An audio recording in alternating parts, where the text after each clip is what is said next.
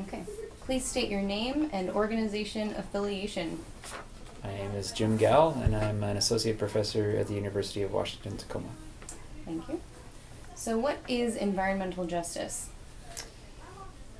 In my definition, I guess, environmental justice is trying to address environmental issues while considering the different types of people that might actually be affected differentially.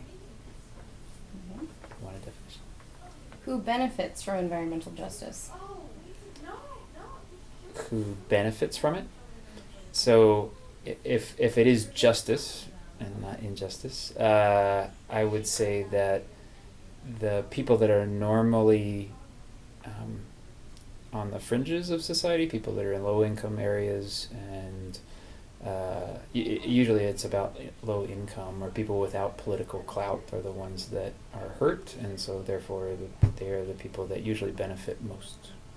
Okay. What is the United States Environmental Protection Agency's role in environmental justice? It's a good question. There were rules passed that basically require that they consider environmental justice as part of their decision-making process, but as far as I know, it's not a hard and fast rule. So it basically means that they're supposed to include it in all of their decision-making, but there's nothing that requires a decision to be turned over if it has an inordinate impact on a particular population. Okay. How doesn't environmental justice work in your community? My community. It's a good question.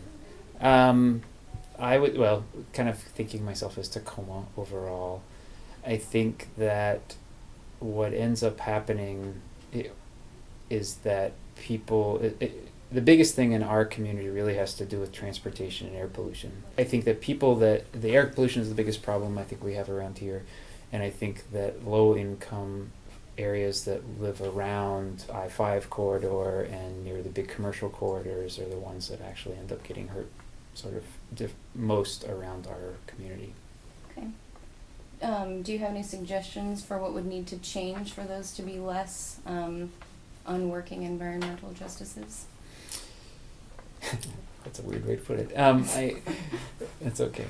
I think that in reality what has to be addressed is actual attention to what the potential exposures are there and whether there are ways to decrease those exposures.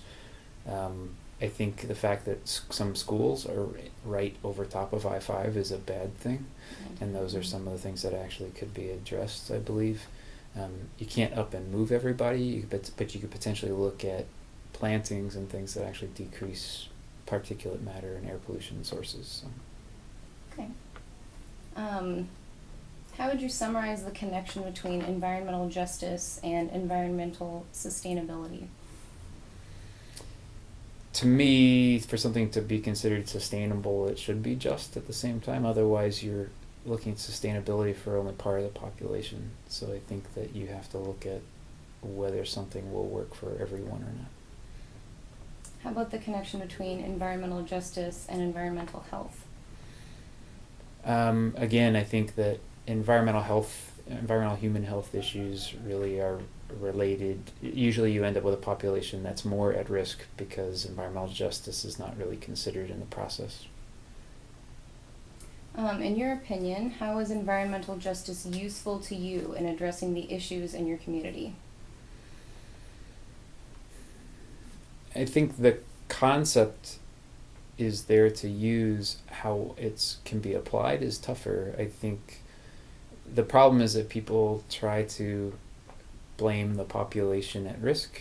So everybody spends too much time looking at whether the air pollution source or the pollution source was there first and then people moved there, or whether they put this pollution source where the lower income area was.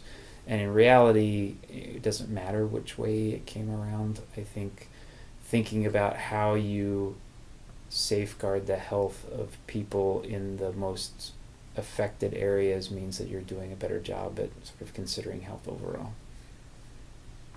Okay. How might others be able to help?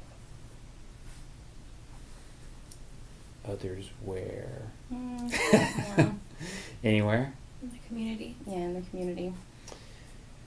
I think that if you're, what I see happening is that the people with political clout make the biggest noise, or at least get the ear of people. And so I think that in reality, your politicians and your elected officials need to actually consider who's talking to them, and whether that's really a response from the community as a whole, or whether it's one particularly powerful group. And so I think the elected officials have a responsibility to try to weigh those things out and make sure that they're really considering the community as a whole. Okay. Is there anything else on this topic that you would like to discuss with us? I think one of the things that gets lost sometimes in environmental justice issues, everybody looks at pollution sources. Mm-hmm. There's a new wave of people that are looking at what they call food deserts. So it basically means that the health, so part of environmental health effects on people is their nutrition. So if you live in an area where the only places within walking distance are 7-Elevens or convenience stores, it doesn't give you much options for good nutrition overall, especially if you have lower access to transportation and other things. So I think that considering non-pollution sources in environmental justice actually ends up being a really important aspect of things. Well, thank you. You're welcome. Yeah.